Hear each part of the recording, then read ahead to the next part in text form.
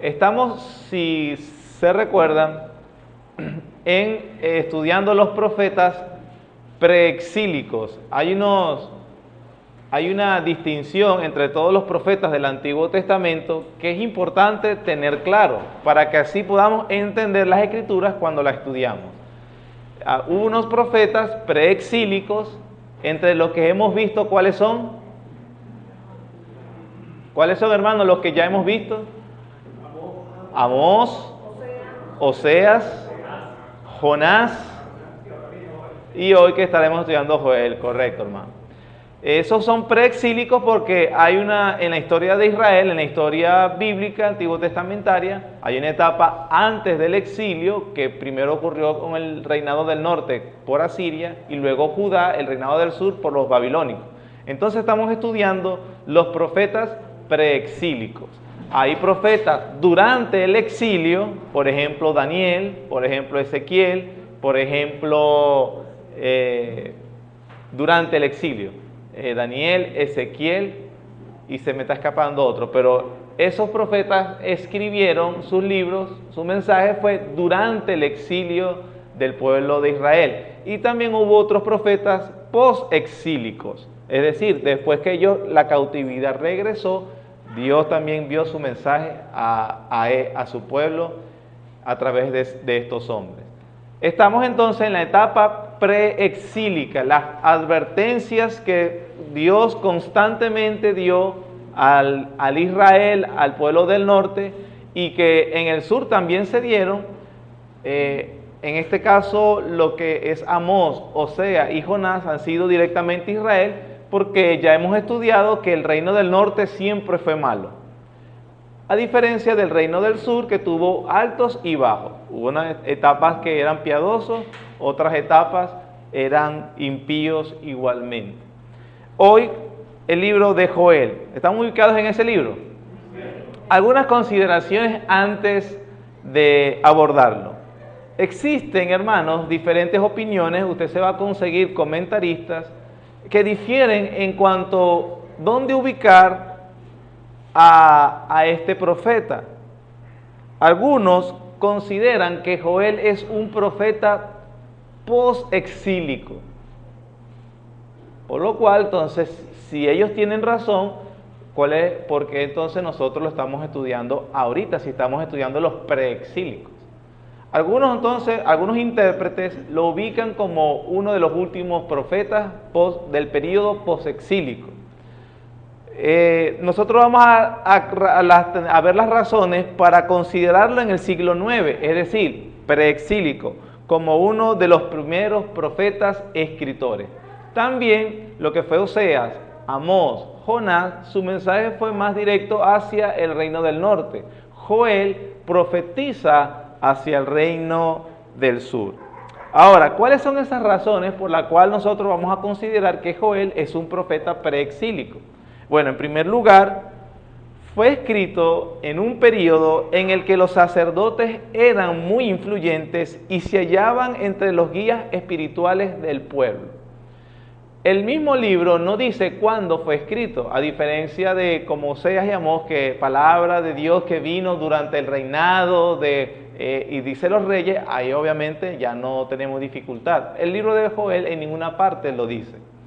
Sin embargo, sí vamos a ver una fuerte inclinación de este libro, de su mensaje, donde los sacerdotes eran muy influyentes. Y una etapa en el reinado del sur, donde estos sacerdotes realmente fueron bastante influyentes. Y esa etapa es precisamente cuando Atalía, ¿recuerdan a Atalía, el engendro del demonio, la hija de Acab y Jezabel, usurpa el trono en el reino de Judá?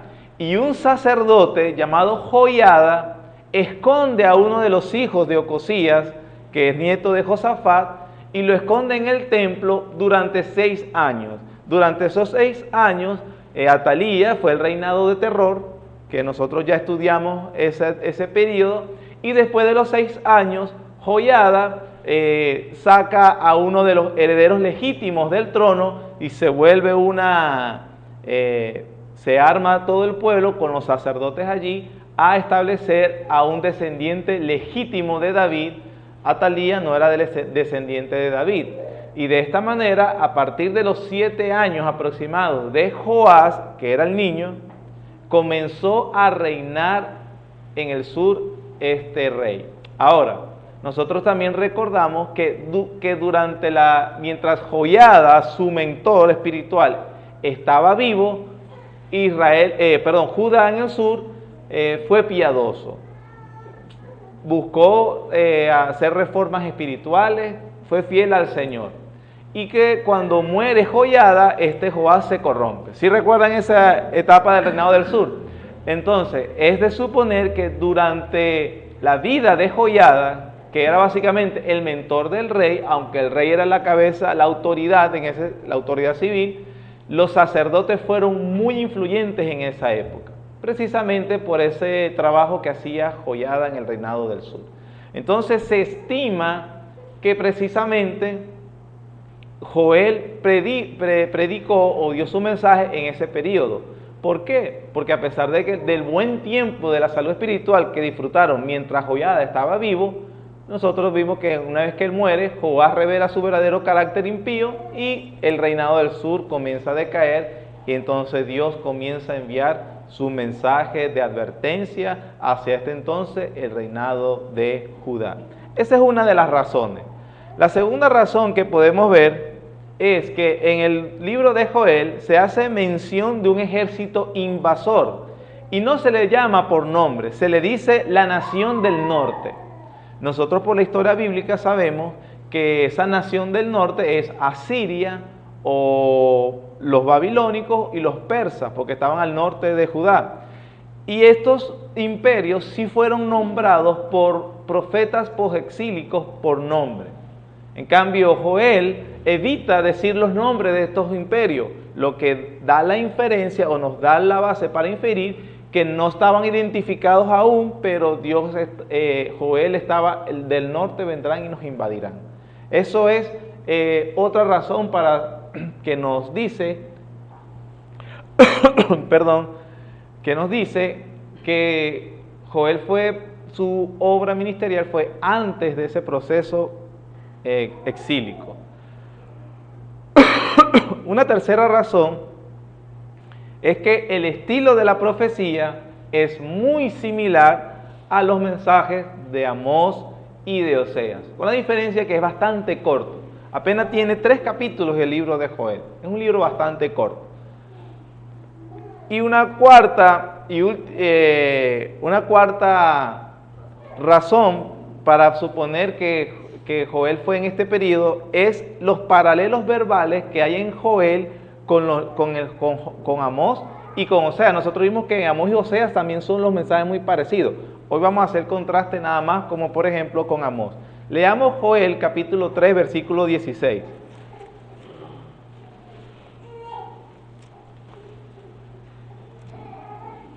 Joel capítulo 3, versículo 16 dice: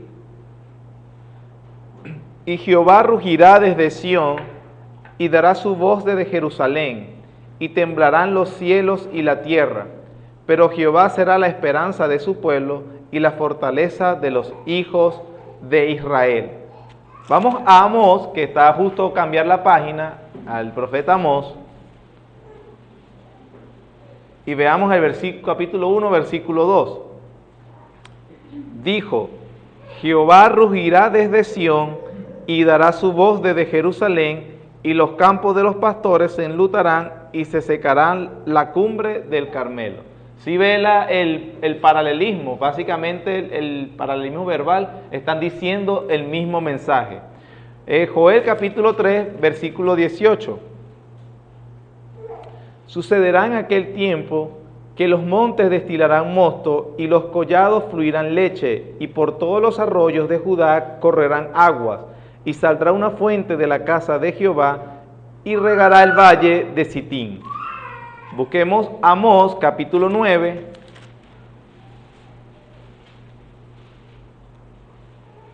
versículo 13.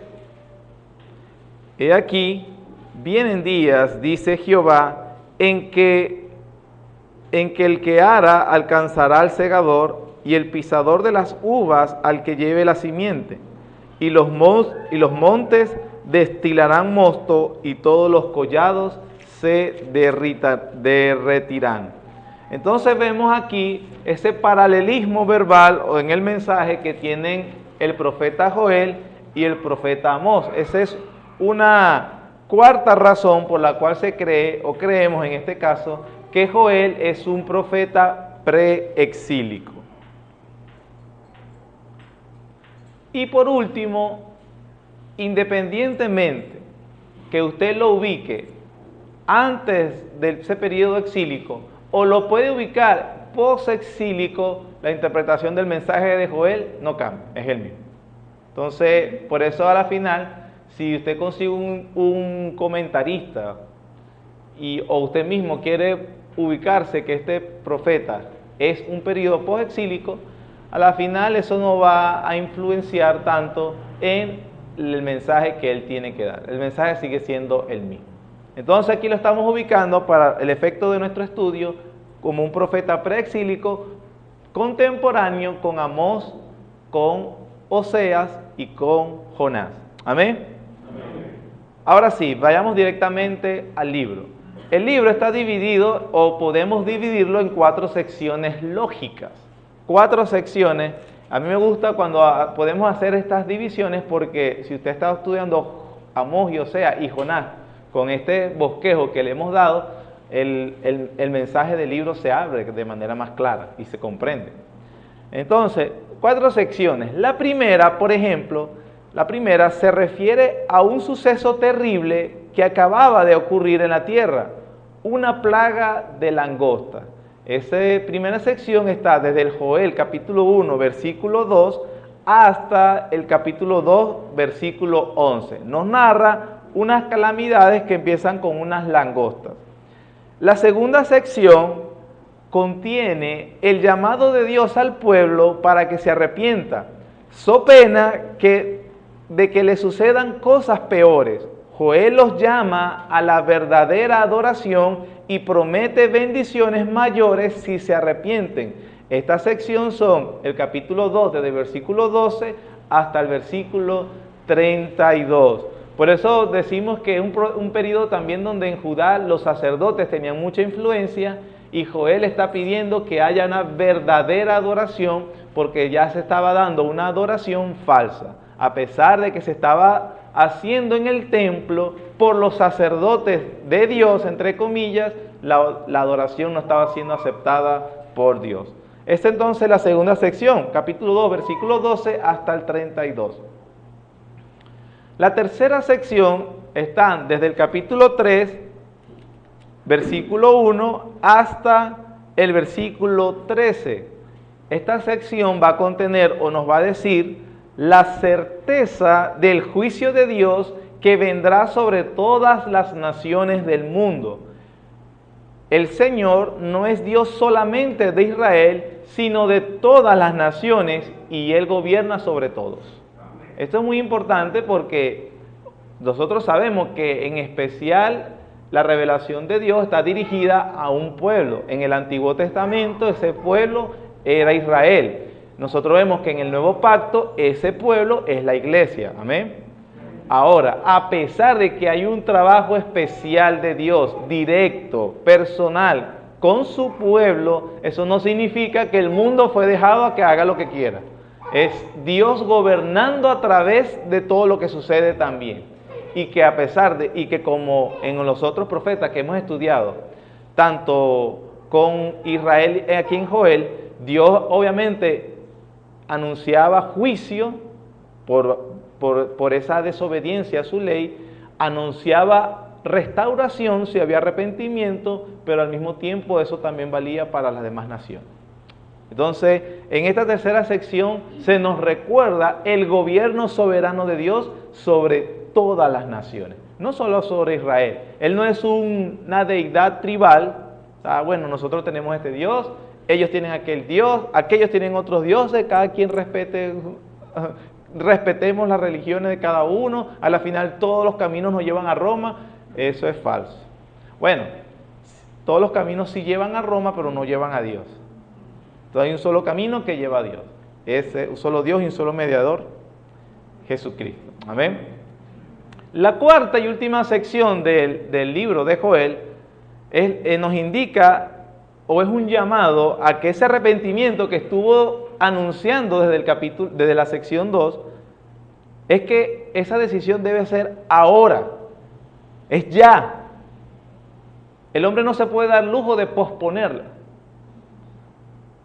A pesar, ustedes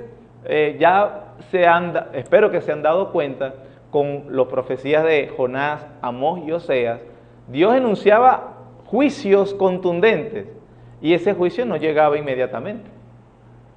Inclusive a los de Nínive se los canceló porque se arrepintieron.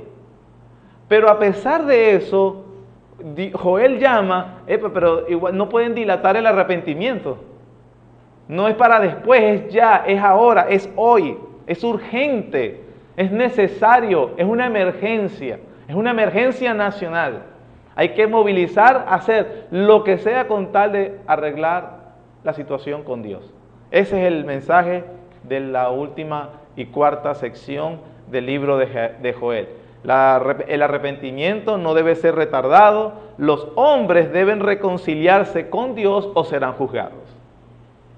Ese es el mensaje de Joel. Entonces, ya que hemos visto el bosquejo general, pasemos a analizar algunas de cada una de las secciones. Primera sección, se narra el tiempo de calamidad, desde versículo 2 hasta el capítulo 2, versículo 11. En primer lugar, vemos que hay una triple calamidad que se nos menciona acá. Hay una calamidad sobre langostas, hay una sequía y hay conflagraciones. Eso es lo que corresponde a esos versículos que vemos allí. El problema de la langosta lo vemos desde el versículo 2 hasta el versículo 8. Dice, el versículo 1 es el llamado a la presentación de Joel. Versículo 2. Oí esto, anciano, y escuchad todos los moradores de la tierra.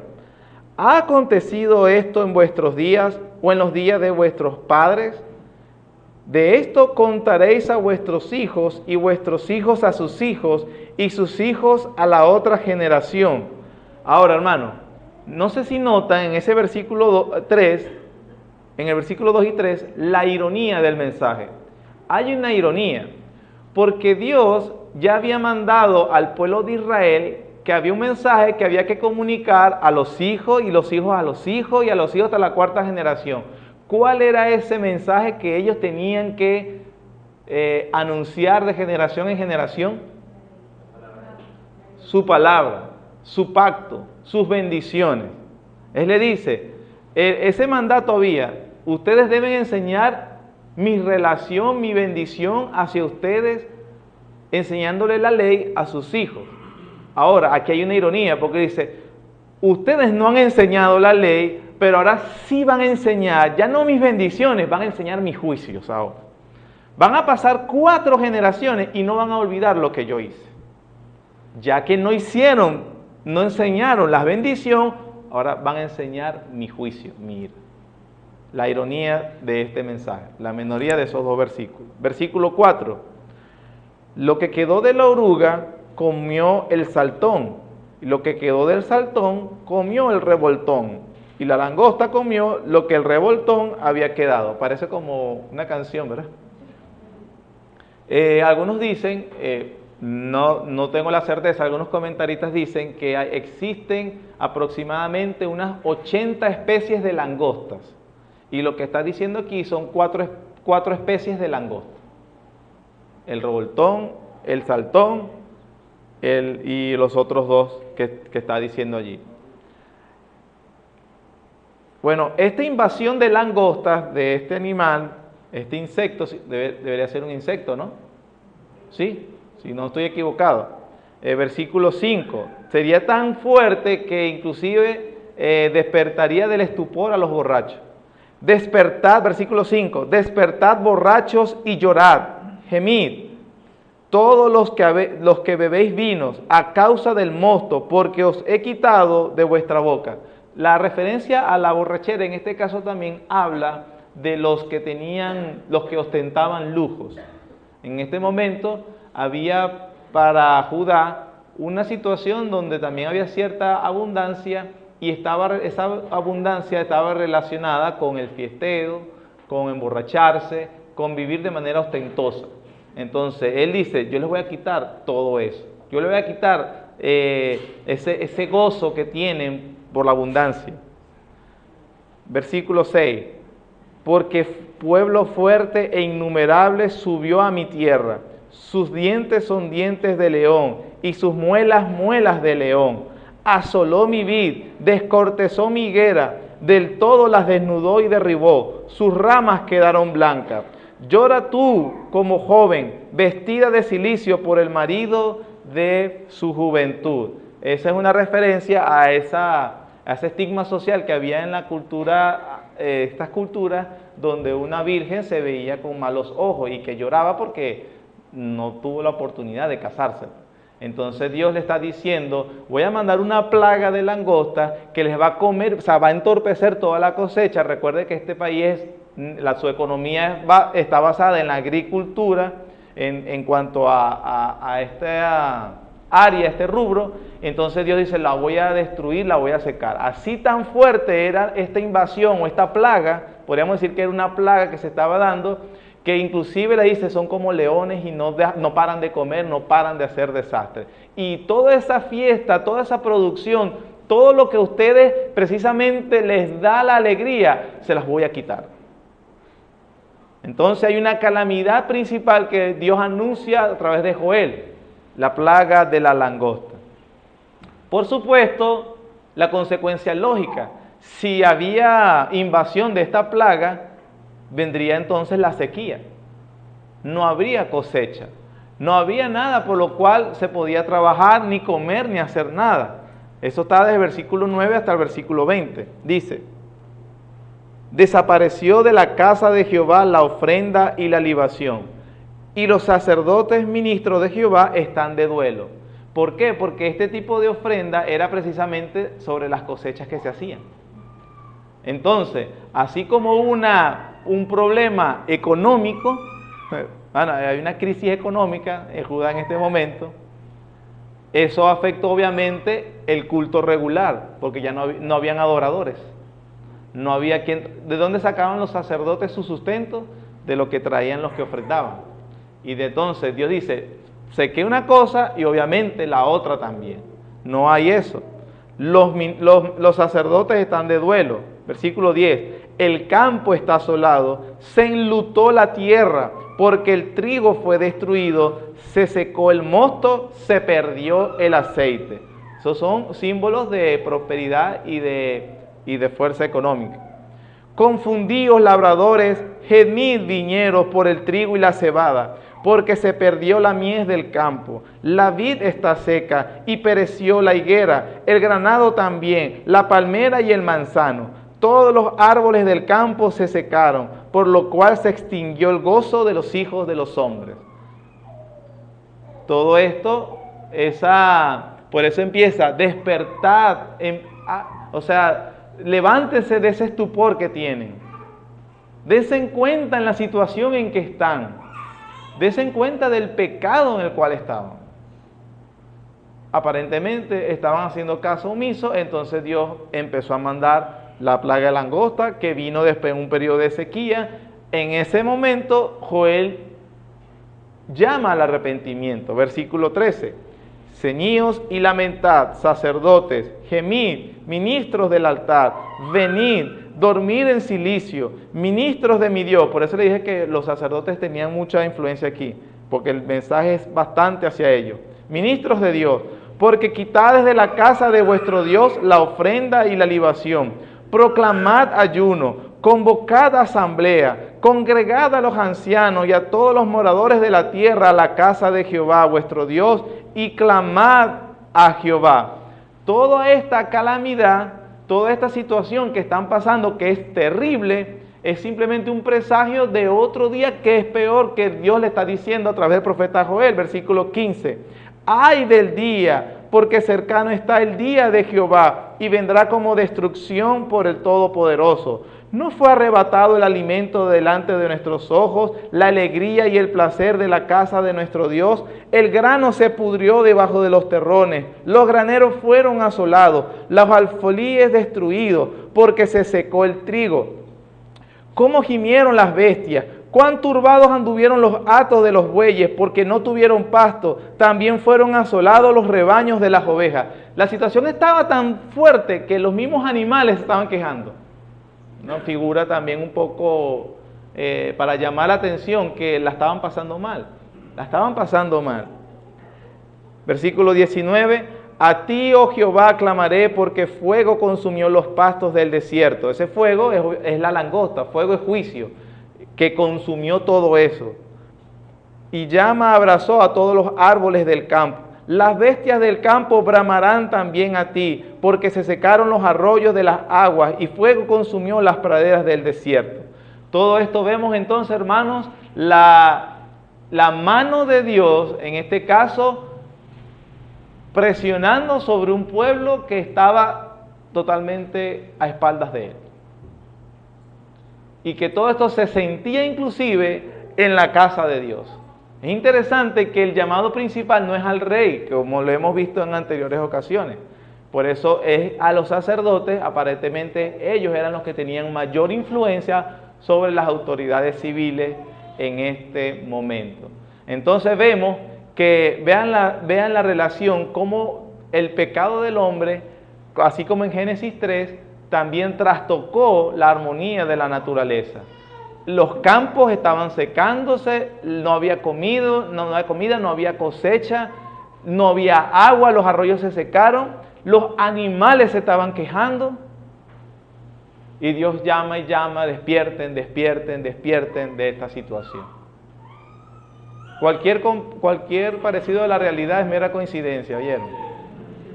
No vayan a creer que estoy leyendo el periódico, estoy leyendo Joel. Entonces vemos que hay una triple calamidad: la langosta, la sequía, y entonces hay un presagio: ay del día. La frase el día de Jehová es muy importante entenderla aquí, o el mismo libro de Joel nos ayuda. El día de Jehová se habla como un día terrible, pero nosotros, para comprenderlo, nosotros vamos a ver que Joel lo repite mucho y también los demás profetas lo repiten muchísimo. ¿Cómo podemos comprenderlo? El día de Jehová se refiere a un acontecimiento histórico, o sea, algo que va a suceder bien pronto o está sucediendo, pero que al mismo tiempo es un presagio para un día escatológico futuro donde Dios va a juzgar más fuerte. Entonces, él dice, el día de Jehová, ¿cuál es? El día que Dios está haciendo que la naturaleza, los animales, la langosta venga e invada. Ellos dicen, era tan feo que van a pasar 4 generaciones y ustedes la van a seguir contando. Eso es el día de Jehová. Pero al mismo tiempo les dice, ¿eso les pareció feo? No, por supuesto. Bueno, viene un día de Jehová más feo. Es una preparación también para ese día futuro. Entonces, la invasión de las langostas y esto que está pasando, que está terrible acá, dice Joel, es un presagio para un día de Jehová peor. Y el capítulo 2, versículo 1 al 11, dice cuál es.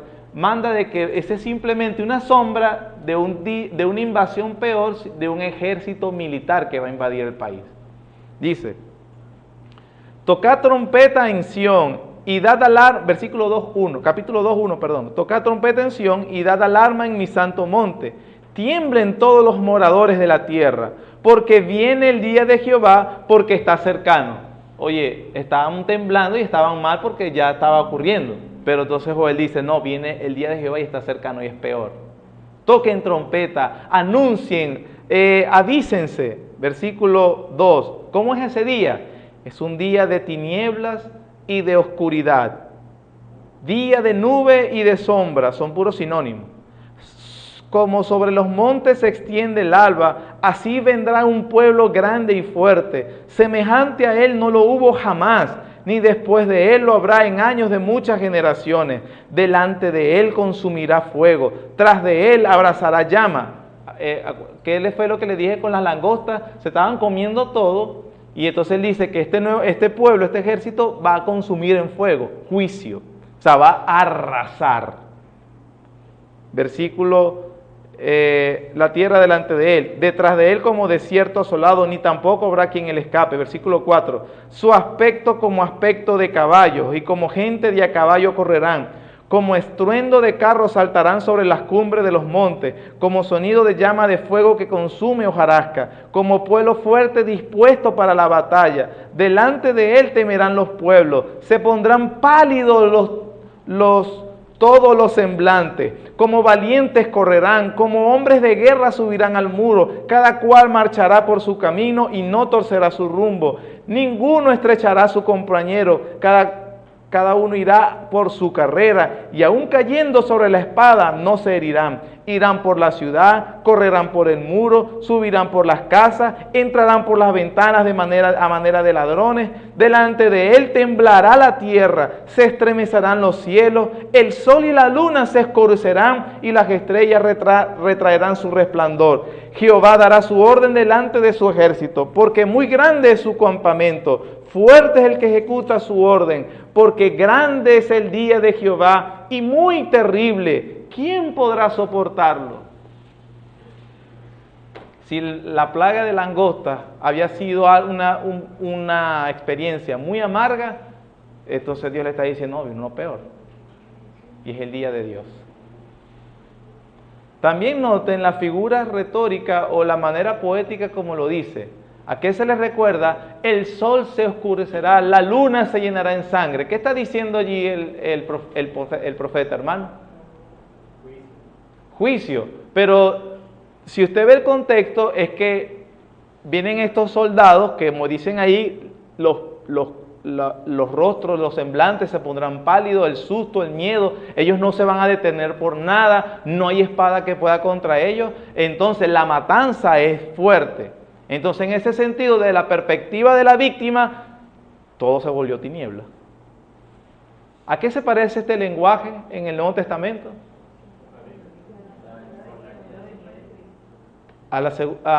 Se narra mucho así en Apocalipsis. Ve, por ejemplo, que no tiene sentido, como hace mucho ahorita que ponen en el internet, la luna se está poniendo roja. Viene la segunda venida de Cristo, eso no está diciendo nada. Porque no fue escrito para eso. Eso de que la luna se oscurecerá, el sol, las nubes, todo se pone oscuro, es simplemente la perspectiva del que está siendo arrasado, matado, ejecutado, y que obviamente calamidad tras calamidad. Las estrellas no dan su resplandor, o sea, todo está negro, todo está gris, todo está destruido. Eso es lo que significa. Eso es lo que significa. ¿Lo ve en el texto? Es muy importante que lo pueda ver allí, para que cuando usted, y recuerde que en Apocalipsis, por cierto, se habla mucho del día de Jehová también. Ahora usted ya tiene la base que tiene en mente Juan. Tiene ese periodo antiguo testamentario. Él está hablando como un profeta de Dios en ese momento, usando imágenes que dirán cómo es la situación para la tierra cuando Dios juzga. Cuando Dios juzga. Y en este caso está usando un ejército invasor, personas. Entonces las primeras dos calamidades son un presagio, la sequía, la langosta, de una calamidad peor, el día de Jehová. Ahora, yo le dije, la sequía y la langosta, eso es un presagio para el día de Jehová, que es cuando venga este ejército. Pero ese último es un presagio para cuando venga otro día, el día de Jehová. El día de Jehová. Primera de Tesalonicenses, capítulo 5. Sin perder Joel.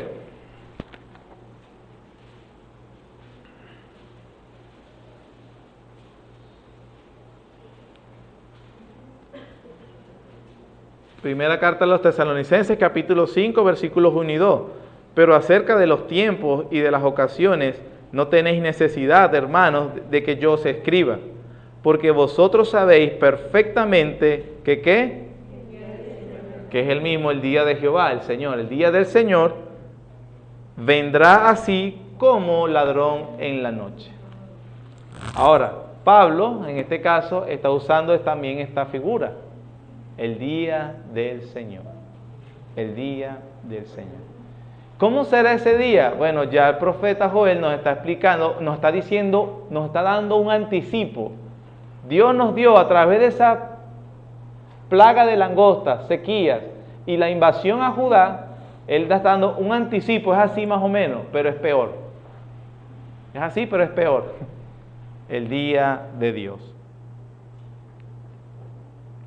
Segunda sección del libro. En ese anuncio del juicio de Dios, no, hermano, ve cómo se le predica el evangelio a la gente. Ellos están predicando el evangelio. El juicio de Dios. Violaron la ley de Dios. Dios está airado. Después de anunciar los juicios contundentes y sendos de Dios, entonces hay un llamado al arrepentimiento. Joel presenta ahora la solución, la alternativa a la invasión y el juicio, la manera de evitar el desastre que se cierne sobre ellos. Capítulo 2, versículo 12 al 17, vamos a leerlo. Por eso pues ahora dice Jehová, ¿por eso qué? Por eso nos conecta a lo que dejamos ahorita, ¿verdad? Por el juicio viene inminente. El día de Dios nadie puede soportarlo. Por eso pues ahora, ¿qué? Dice Jehová, convertíos a mí. Qué misericordioso y bueno es Dios. Anunciándoles lo que va a hacer, pero por eso conviértanse a mí con todo vuestro corazón, con ayuno y lloro y lamento. Rasgad vuestro corazón y no vuestros vestidos. Convertíos a Jehová vuestro Dios. ¿Por qué, hermanos? Misericordioso es y clemente, tardo para la ira y grande en misericordia. ¿Y qué? Se duele del castigo. Que Dios como tú, como dijo David, que Dios como tú, Señor, les dio el presagio de cómo iba a actuar y aún así después les dice, conviértanse. Conviértanse para que no les llegue la calamidad. Conviértanse, pero conviértanse de todo corazón. No son cambios cosméticos, no son cambios superficiales, no es una mera religión superficial, es un lamento profundo del fondo del corazón. El alma verdaderamente busca la misericordia de Dios. La misericordia de Dios. Versículo 14. ¿Quién sabe si se volverá y se arrepentirá y dejará bendición tras de él? Esto es, ofrenda y libación para Jehová vuestro Dios. Tocad trompeta en Sión. Recuerden que antes le dijo, toquen trompeta, anunciaban que viene el juicio, pero entonces toquen la trompeta esta vez para proclamar ayuno, versículo 15, proclamad ayuno, convocad asamblea, reunid al pueblo, santificad la reunión, juntad a los ancianos, congregad a los niños y a los que maman, salga de su cámara el novio y de su tálamo la novia. ¿Qué estaba haciendo el pueblo en este momento? En el capítulo 1 dijo, dejen la borrachera. Eso es símbolo de fiesta, de vida light. Se estaban casando, también producto de felicidad, motivos de fiesta. Y donde Dios, no, pero ¿por qué están así? ¿Ustedes por qué están viviendo así de esa manera tan descuidada? Dejen de estar buscando todas esas cosas. Salga de su cámara el novio, traigan a los niños. Entre la entrada, versículo 17, entre la entrada y el altar, lloren por los sacerdotes de ministros de Jehová y digan, perdona, oh Jehová, a tu pueblo y no entregues al oprobio a tu heredad para que las naciones se enseñoreen de ella, porque han de decir los pueblos, ¿dónde está su Dios? Les dice hasta cómo deben orar, ¿no? La Biblia nos dice qué es lo que debemos hacer y cómo lo debemos hacer. Perdona, Dios, a tu pueblo. Joel llama al arrepentimiento basándose en la autorrevelación de Dios dada a Moisés. Porque esos versículos, porque misericordioso y clemente es Jehová, es la autorrevelación que le da Dios a Moisés sobre él mismo. Él le dice que es clemente. Clemente significa inclinado a perdonar al pecador arrepentido. Dios está anunciándole un juicio, pero Él es clemente. Él tiene la inclinación a perdonar al pecador arrepentido. Tiene la disposición, hermano, está predispuesto. Hay pecadores, sí, pero si Él se arrepiente, Él no se niega a sí mismo, Él lo va a perdonar. Es misericordioso, es decir, es lleno de toda compasión. Se duele de la situación, odia precisamente el pecado que destruye al hombre y a su creación y se llena de compasión ofreciéndole la alternativa, ofreciéndonoslas. También Él es tardo para la ira, es tardo para enardecer las narices en ira. El profeta llama a un reconocimiento honesto de la condición espiritual, un lamento genuino del pecado. Por eso es que el Señor Jesucristo, bienaventurados los pobres en espíritu, bienaventurados los que entienden realmente su condición. Jeremías, a través de sus lamentaciones, cuando veía la devastación del pueblo de Judá, que terminó ocurriendo, él dice, ¿de qué se lamenta el hombre viviente? Laméntese el hombre en su pecado. Porque el pecado fue lo que les trajo la desgracia que estaban viviendo. El pecado, la testarudez, la dureza de cerviz, produce, hermanos, la condición en la cual nuestro país está viviendo, produce la situación por la cual nosotros muchas veces estamos experimentando en nuestra vida. Si hay algo que debemos lamentarnos, eso es del pecado. Ese es el llamado de Joel.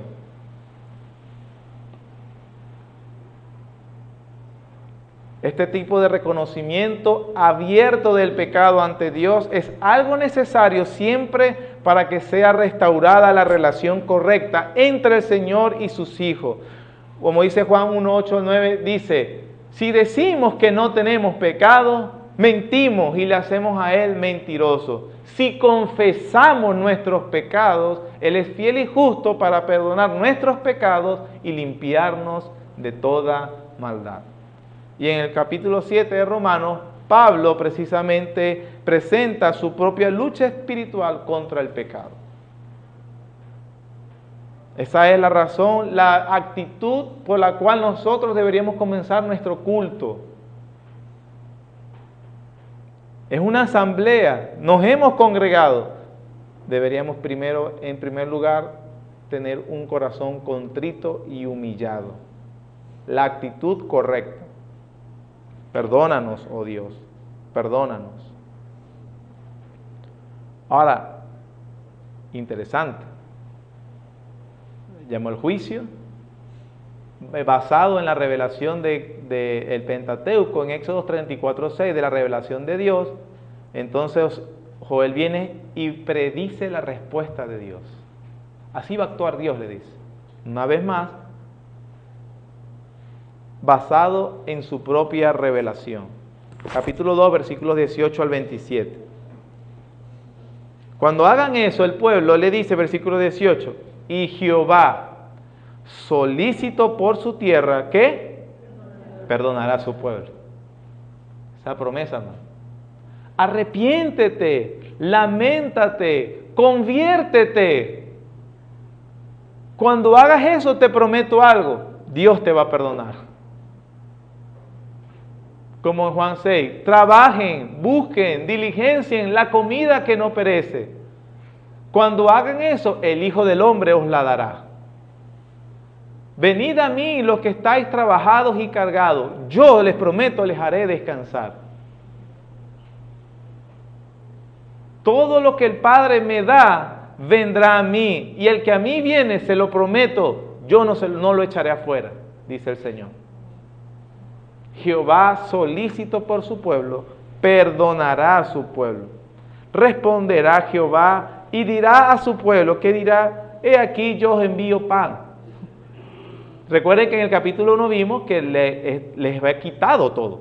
Sequía, pobreza, escasez. Pero entonces comienza a restaurar las relaciones. Versículo 19. He aquí yo os envío pan, mosto y aceite, lo que le había quitado antes, y seréis saciados de ello. Nunca más os pondré en oprobio entre las naciones. Haré alejar de vosotros al del norte, la invasión que venía de los ejércitos, y lo echaré a la tierra seca y desierta. Su faz será hacia el mar oriental, y su fin al mar occidental. Exhalará su hedor y subirá su pudrición, porque hizo grandes cosas. Tierra, no temas, alégrate, gózate, porque Jehová hará grandes cosas. Cuando el pueblo entonces se arrepienta, él dice, no teman por la invasión, por las amenazas, el ruido, las noticias, el periódico, el pronóstico. Dios está en medio de su pueblo, arrepentido, arrepentido. Versículo 23. Vosotros también, hijos de Sión, alegraos y gozaos en Jehová vuestro Dios, porque os ha dado la primera lluvia a su tiempo y hará descender sobre vosotros lluvia temprana y tardía como al principio. Las eras se llenarán de trigo y las lagares rebosarán de vino y aceite. Os restituiré los años que comió la oruga, el saltón, el revoltón y la langosta, mi gran ejército que envié contra vosotros. Está restaurando lo que le había dado en el capítulo 1. Versículo 26. Comeréis hasta saciaros y alabaréis el nombre de Jehová vuestro Dios, el cual hizo maravillas con nosotros, y nunca jamás será mi pueblo avergonzado. Y conoceréis que en medio de Israel estoy yo, y que yo soy Jehová vuestro Dios, y que no hay otro, y mi pueblo nunca jamás será avergonzado.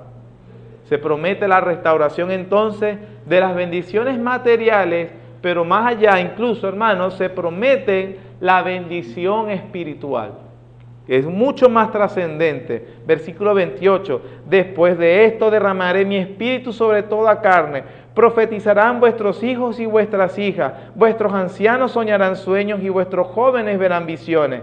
También sobre los siervos y sobre las siervas derramaré mi espíritu en aquellos días. Haré prodigio en el cielo, en la tierra, sangre y fuego, columnas de humo. El sol se convertirá en tinieblas y la luna en sangre, antes que venga el día grande y espantoso de Jehová. Y todo aquel que invocar el nombre de Jehová será salvo, porque en el monte de Sión y en Jerusalén habrá salvación, como ha dicho Jehová, y entre el remanente cual él habrá llamado. Esta bendición nunca la disfrutó Judá, hermano. Nunca la disfrutó, porque nunca hubo arrepentimiento genuino. Pero la Biblia sí dice que eso sucedió, hubo un cumplimiento de esa promesa. ¿Cuándo? Hechos capítulo 2, cuando el Señor Jesús ascendió. Se afirmó la salvación que Dios había prometido cuando creyeran en Cristo. En Cristo entonces se restauran las relaciones con Dios. Eso fue lo que dijo Pedro cuando hubo el Pentecostés, o en Pentecostés vino el Espíritu Santo a morar entre los creyentes. Porque uno dice que ese es Pentecostés. El Pentecostés es una fiesta que era los 50 días después de la Pascua, había una reunión. Eso es lo que se le llama Pentecostés. Y estando todos reunidos, vino el Espíritu Santo, la promesa del Padre y la promesa de Cristo. Y yo me voy, pero Él vendrá y morará entre ustedes. Y luego en el libro de Hechos se nos narra cómo esa misma promesa alcanzó a todo aquel que viniera en arrepentimiento a Cristo Jesús. La restauración con Dios realmente sucedió solo en Cristo. Y por eso dice, en Jehová habrá salvación entre los que Dios habrá llamado. Ellos gozan de esta promesa. Amén. El tiempo se me fue, hermanos. Vamos a la tercera sección. Es una certeza de que vendrá el juicio. En esta sección, el Señor señala la seguridad que habrá del pedirle cuentas a todas las naciones. En primer lugar, salvará con seguridad a su pueblo de entre todas las naciones. Capítulo 3, versículo 1. Porque aquí que en aquellos días y en aquel tiempo en que haré volver la cautividad de Judá y de Jerusalén. Luego, en el segundo, ejercerá su juicio sobre el resto de la humanidad. Versículo 2. Reuniré a todas las naciones y las haré descender al valle de Josafat, y allí entraré en juicio con ellas a causa de mi pueblo y de Israel mi heredad, a quien ellas esparcieron entre las naciones y repartieron mi tierra. Luego de allí, hasta el versículo 13, se enumeran unas naciones que son representativas de todo el mundo. Para ir un poco, poder alcanzar todo el material, vamos a ir adelantándonos y leyendo las conclusiones. Recordamos cómo fue todo en el principio, hermano. Dios hizo una distinción clara entre su pueblo y la simiente de la mujer, los hijos de Satanás y la simiente de la serpiente. Su pueblo, que es la simiente de la mujer, y los hijos de Satanás, que son la simiente de la serpiente. En última instancia, Dios reconoce solamente esas dos categorías entre los hombres. Y Él dice, yo voy a salvar a mi pueblo prometido de Génesis 3:15, y al resto, que es la simiente de Satanás, los voy a juzgar. Ahora en Joel proclama que todos esos hijos de Satanás y todas las naciones que se han opuesto a su pueblo a través de la historia serán juzgados por él y destruidos. Noten que es lo mismo en Apocalipsis. En Joel, el pueblo de Dios en este caso es un remanente de Judá, y el resto de las naciones son la simiente de la serpiente. El pueblo de Dios es la simiente de la mujer. Dios dice, yo voy a proteger eso y juzgaré a los otros. En Apocalipsis, por ejemplo, se narra la persecución o la guerra entre Satanás y el hijo que tiene la mujer, entre un pueblo, el campamento de Dios, y los ejércitos que van en contra de la iglesia de Dios. En el Nuevo Testamento ese pueblo es la iglesia y Satanás es todo aquel, y los hijos de la serpiente obviamente son todos aquellos que no son de Dios. Y esa misma guerra que ha sido todo el tiempo la misma, pero que Dios guardando a su pueblo siempre, siempre. Por eso es que dice, vi una bestia y se levantó. Son los poderes, todas esas cosas que están en contra de la iglesia. Comparemos, para comparar el paralelismo entre las naciones, entre Joel capítulo 3, versículos 9 al 13 y Apocalipsis 14, 17 al 20. Vamos a solo leerlos para que usted vea el paralelismo, y yo creo que las conclusiones son obvias, no las voy a decir. Capítulo 3, versículos 9 al 13. Proclamad esto entre las naciones, proclamad guerra, despertad en los valientes, acérquense, vengan todos los hombres de guerra, forjad espada de vuestros asadones, lanza de vuestras hoces, diga el débil, fuerte soy, juntaos y venid, naciones todas de alrededor, y congregaos, haz venir allí, oh Jehová, a tus fuertes, despiértense las naciones, y suban al valle de Josafat, porque allí me sentaré para juzgar a todas las naciones de alrededor. Echad la hoz, porque la mies está ya madura, venid, descended, porque el lagar está lleno, rebosan las cubas, porque mucha es la maldad de ellos. Apocalipsis capítulo 14.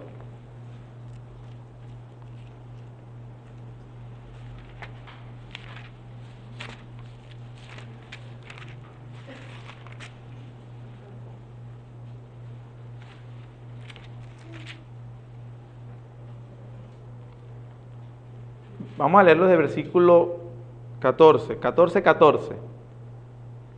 Miré y aquí una nube blanca, y sobre la nube uno sentado semejante al Hijo del Hombre, que tenía en la cabeza una corona de oro y en la mano una hoz aguda, la que dice en Joel. Y del templo salió otro ángel clamando a gran voz al que estaba sentado sobre la nube: mete tu hoz y ciega, porque la hora de cegar ha llegado, pues la mies de la tierra está madura. ¿Notan el paralelismo con lo que acabamos de leer? Versículo 16. Y el que estaba sentado sobre la nube metió su hoz en la tierra y la tierra fue cegada. Salió otro ángel del templo que está en el cielo, teniendo también una hoz aguda. Y salió del altar otro ángel que tenía poder sobre el fuego, y llamó a gran voz al que tenía la hoz aguda, diciendo: mete tu hoz aguda y vendimia los racimos de la tierra, porque sus uvas están maduras. Y el ángel arrojó su hoz en la tierra, y vendimió la viña de la tierra, y echó las uvas en el gran lagar de la ira de Dios. Y fue pisado el lagar fuera de la ciudad, y del lagar salió sangre hasta los frenos de los caballos por 1600 estadios. Está diciendo, ese lagar es como cuando las uvas son trituradas, y está diciendo que Dios va a hacer su juicio sobre los que siempre persiguieron a su pueblo. Así que cuando muchas veces, hermanos, vemos a la iglesia como perseguida, con apariencia de derrota, apariencia, ojo, no está derrotada, es imposible, Cristo dijo que eso no sucedería nunca. A veces como que su poder y su poder de influencia es casi nulo, y a veces los cristianos son como más bien el patito feo de la partida. Dios va a juzgar a todo eso. Y a veces nosotros no podremos hacer justicia, seremos víctimas. Pero dice, Dios va, el día del Señor llegará, y es terrible. Amén. Esto indica que precisamente cuando las naciones piensan que están prosperando y han alcanzado la paz sin Dios, Él les hará la guerra. El mismo Jesucristo vendimiando la tierra para agarrar a su pueblo y juzgar al que no es. La cuarta y última sección, hermanos, está desde el 14 hasta el 21 del capítulo 3, llamando a tomar una decisión, y esa decisión debe ser hoy. Dice, deja en claro para todos que ahora es el momento de la decisión. Todos tendrán que enfrentarse a Él, a Dios, ya sea como un león rugiente que busca a quien devorarse, en versículo 16, la primera parte, o como un refugio y un baluarte. Dios tendrá ante sí en amor a un pueblo santo y sin mancha, como se había propuesto desde antes de la creación. Vean el versículo 14, el 16 dice, versículo 16 del capítulo 3. Y Jehová rugirá desde Sión y dará su voz desde Jerusalén, y temblarán los cielos y la tierra. Pero, hablando del juicio, pero Jehová será la esperanza de su pueblo y la fortaleza de los hijos de Israel. Es decir, el mismo día de Jehová, terrible y espantoso, para unos es terrible y espantoso, pero para otros es por fin Dios respondiendo a tanta impunidad. Y dice, versículo 17, conoceréis que yo soy Jehová vuestro Dios, que habito en Sión, mi santo monte. Y miren eso, Jerusalén será que santa, y extraños no pasarán más por ella. Efesios capítulo 1.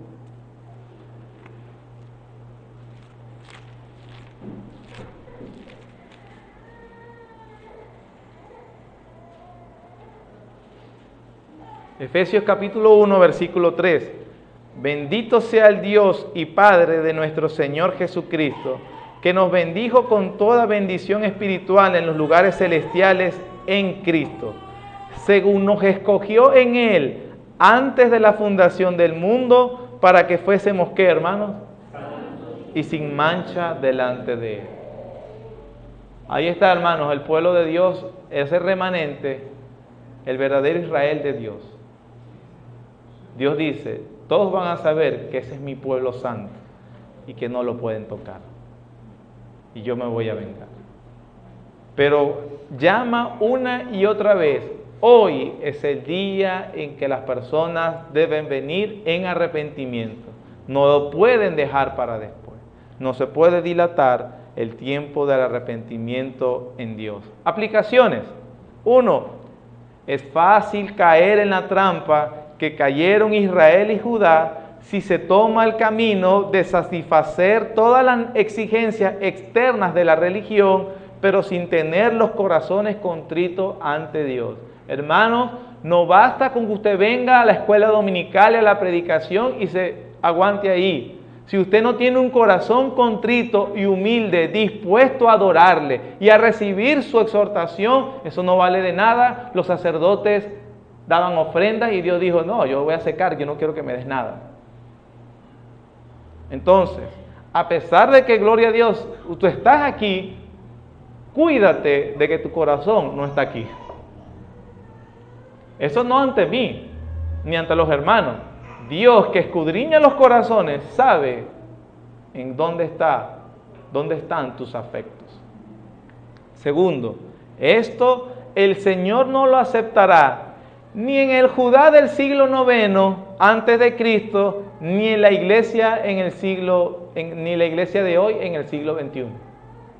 Dios no se lo permitió a ellos, tampoco a nosotros. Tampoco a nosotros. Amén. Padre Celestial, gracias te damos por dejarnos, Señor, escuchar esta importante exhortación de parte de Joel. Oh Dios, perdona a tu pueblo, perdona nuestras ofensas, perdona nuestro pecado, límpianos, Señor, te rogamos y te lo suplicamos. Vuélvete a nosotros en misericordia, porque eres clemente, tardo para la ira, grande en misericordia, lleno de compasión, Señor, inclinado a perdonar al pecador arrepentido. Oh Dios, perdona nuestros pecados, por favor. Ayúdanos en nuestra maldad. Perdona nuestra iniquidad. Perdona nuestra ceguera. Perdona, Señor, que nosotros te demos la espalda muchas veces en nuestra vida. Ayúdanos a vivir para ti. Convierte nuestro corazón, haznos nacer de nuevo, danos un corazón de carne, Señor, que viva para tu gloria y para tu honra.